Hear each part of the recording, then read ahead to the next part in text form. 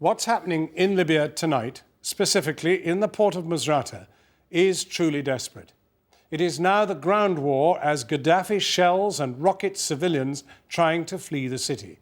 NATO's commitment to protect civilians in the Libyan conflict is falling badly short in what is the biggest test of its resolve so far. As the shells from Colonel Gaddafi's forces rain down on the port, the ship is the only lifeline for the wounded and dying in the hospital who lay waiting for evacuation. 1,000 migrants desperate to leave, cowered in their makeshift camp. This afternoon, the skipper of the Red Star 1 ran the gauntlet and finally made it into the docks and out again, amid chaotic scenes. Our chief correspondent, Alex Thomson, has witnessed the desperate plight of those trying to leave the besieged city.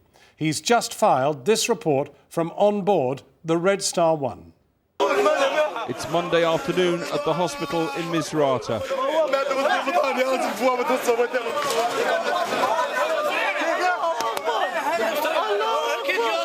The UN may well have charged NATO with protecting Libya's civilians, but it is pathetically easy to find civilians NATO is not protecting.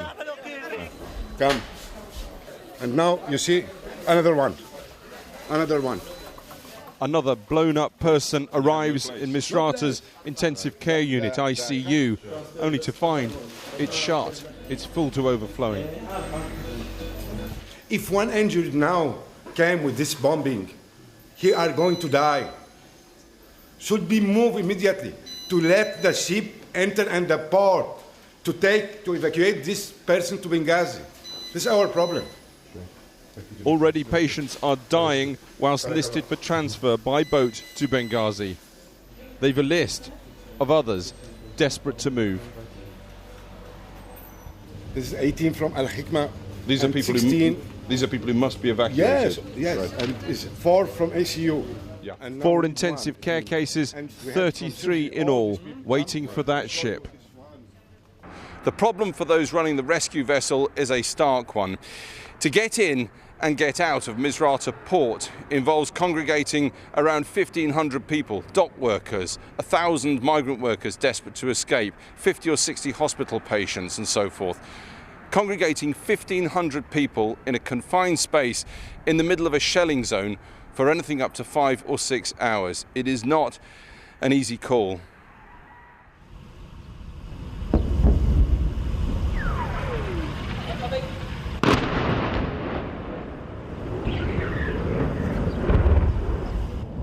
And this is why the rescue ship lies out of range, 12 miles offshore, unable to dock. Colonel Gaddafi says any ship now leaving or entering Misrata is a target. Smoke rises from the almost daily salvos of Grad missiles and shells that hit the port area. Incoming!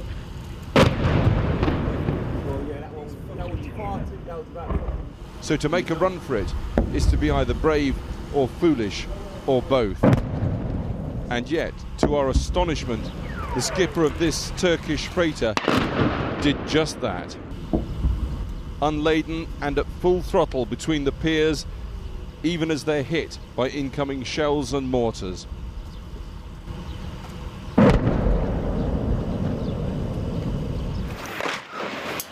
Close in at the dockside, it is lethal.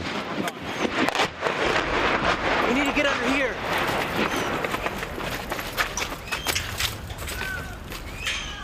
We need to get out of here.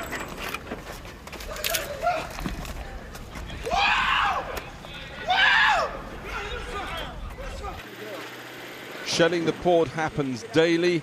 2 people killed in this attack alone. Several more seriously hurt.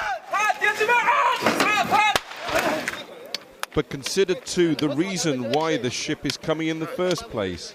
1,000 migrant workers still here, still trapped in somebody else's war and desperate to go home.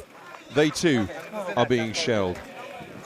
We don't have anything. We are dying here. This bombardment, the smoke is killing us.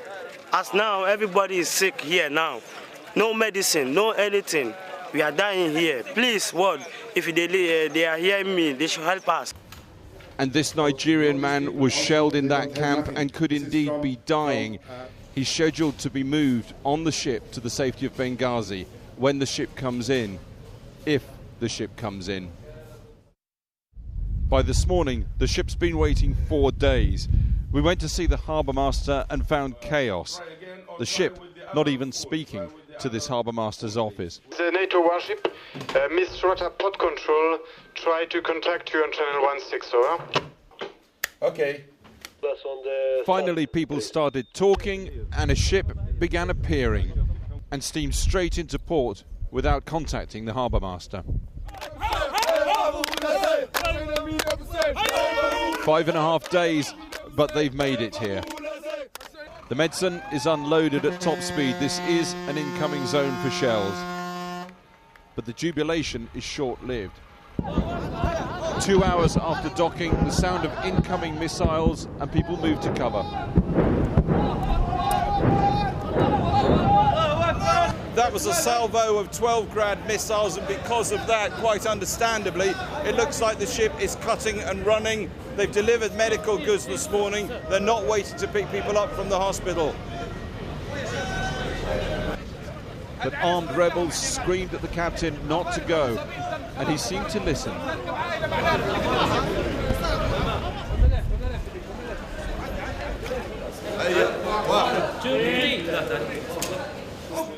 And suddenly the first ambulances with those ICU patients were at the dockside. The loading system's going well. The last 1,000 migrant workers trapped by the fighting, queuing up, embarking. It's very orderly. Until, that is, scores of well-connected Libyans from Misrata turn up, push in, and it all falls apart.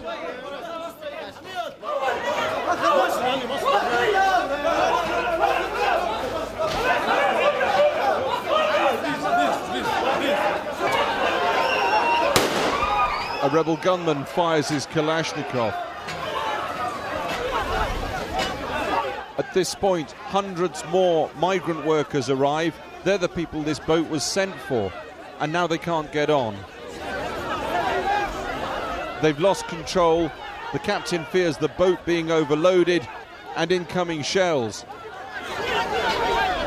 Without warning, they cast off. A ship which came to pick up hundreds of migrant African workers leaves them forlorn on the quayside in the shelling zone. And only now we learn that several were indeed killed in that salvo an hour or so before. It killed 3 children, 1 old woman, plus her husband. And I said, 5 this morning, maybe 1 hour ago. This woman distraught, her husband still on the quayside. And down below, one of the patients is dying. They have to redock.